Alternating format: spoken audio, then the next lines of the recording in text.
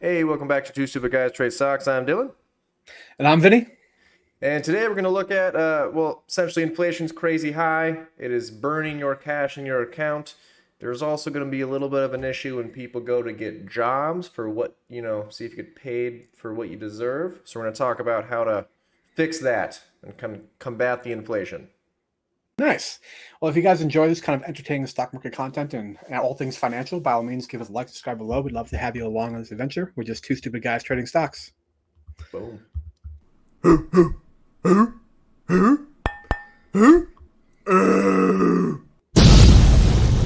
Two stupid guys trade stocks.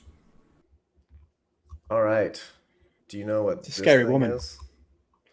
Is that your mother-in-law? No, she's actually very sweet. This is a Sorry. Karen mask.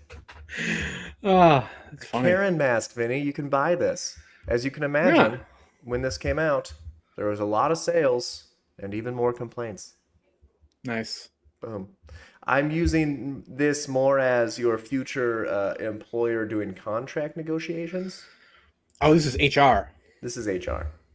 Ah, okay. I get it. We'll go It for looks like that. Karen's. Dude, yeah, absolutely. All right. So how bad can it get? All right. A lot of this, we already kind of know this stuff, but consumer prices climbed 7.9% in February, which is over the course of the year the biggest annual increase since 1982. That's definitely the kind of stats you want when we're talking about inflation, right? Biggest Hmm. gain in 40 years. Yeah, in my lifetime. In your lifetime, yes. In your lifetime. I'm like 48, man. I just have a really good skincare routine. Hmm.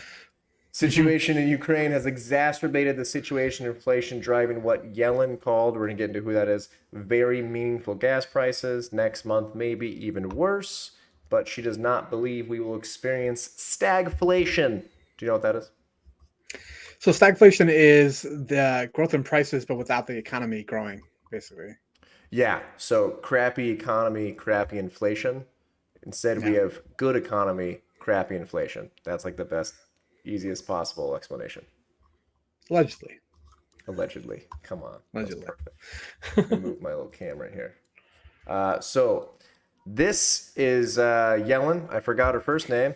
She's Janet. there you go. Boom. Janet Yellen. She's the Treasury Secretary. She said we're likely to see another year in which 12-month inflation numbers remain very uncomfortably high.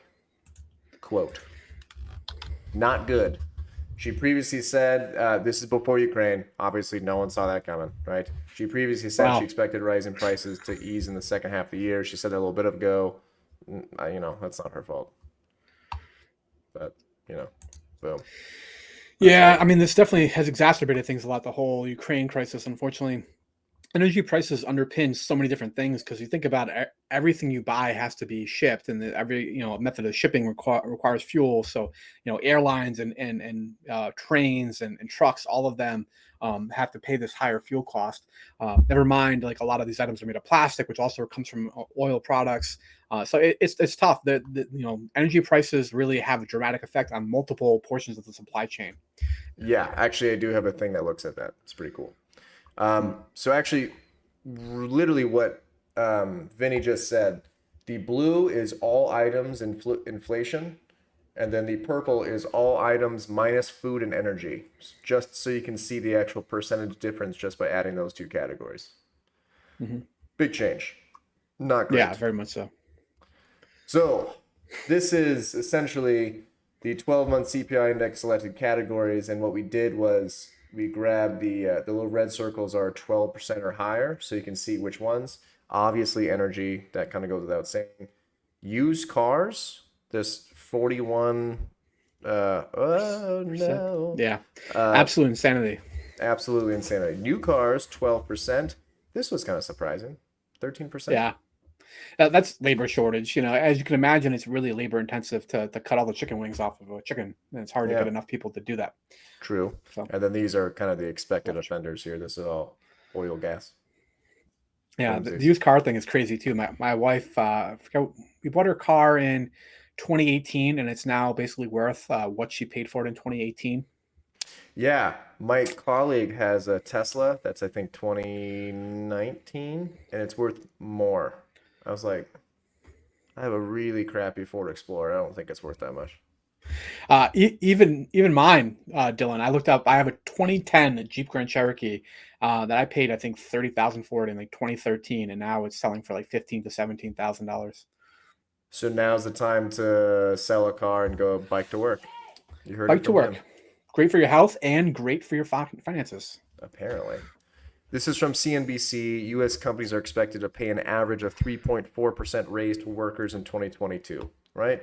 They got to combat, well, so there's a little bit of a competition between search for talent, and then there was a mass exodus in November of people quitting for, unfair wages, all that stuff. Well, there's a lot of factors, but that's one of them.